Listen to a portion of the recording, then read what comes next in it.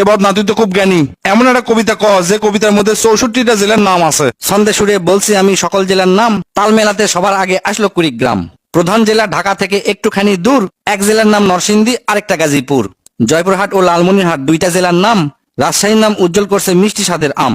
পাহাড় ঘেরা বান্দরবন ও সিলেট খাগড়াছড়ি, ময়মনসিংহের কিশোরগঞ্জে এই লেখকের বাড়ি। নেত্রকোনা সুনামগঞ্জে আছে ধানের মাঠ, সুন্দরবনের কাছে আছে খুলনা বাগের হাট।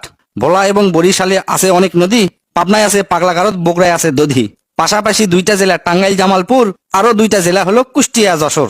মনের মতো একটা জেলার নাম তার মাগুরা, দন্তানতে নারায়ণগঞ্জ, নাটোর ও নওগাঁ। দন্তানতে আরো 4টি জেলা বলতে আমি পারি, নবাবগঞ্জ ও নোয়াখালী, নড়াইল, নীলফামারী। গঞ্জদিয়া মানিকগঞ্জ হয় আরো মুন্সিগঞ্জ, গোপালগঞ্জ হয়, হবিগঞ্জ হয় আরো সিরাজগঞ্জ। চাপাই নবাবগঞ্জ কিন্তু গঞ্জ দিয়া ভাই, এদের ছাড়া বাংলাদেশে আর কোনো গঞ্জ নাই। রংপুর আর রাঙ্গামাটির নামটা রঙে রাঙা, নামের জন্য আরো সুন্দর চাঁদপুর চুয়াডাঙ্গা। কক্সবাজার নামের জেলা আছে সাগরও পারে, পঞ্চগড়টা পড়ছে বন্ধু দেশের এক কিনারে। ফেনী জেলার নামটা মাত্র 2টা অক্ষর দিয়া, সবচেয়ে বেশি অক্ষর লাগে লিখতে ব্রাহ্মণবাড়িয়া।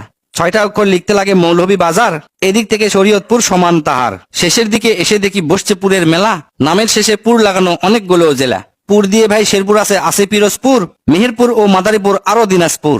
ফরিদপুর ও লক্ষ্মীপুর এই দুইটা জেলার সাথে পুরের পালা শেষ করিয়া গেলাম বরগুনাতে। আসার পথে কুমিল্লা ও ঝালকাঠি সহ ঘুরে এলাম রাজবাড়ী, তার সঙ্গে ঝিনাইদহ। গাইবান্ধার নাম বাদে থাকে আর মাত্র 1 হালি, তাদের মধ্যে একটা জেলার নাম পটুয়াখালী। এখন শুধু বাকি আছে 3টা জেলার নাম, এদের মধ্যে একটা জায়গা হইল চট্টগ্রাম। সাতক্ষীরায় আর ঠাকুরগাঁয়ে হইল এই কবিতার শেষ। এদের নিয়েই গড়া আমার সোনার বাংলাদেশ।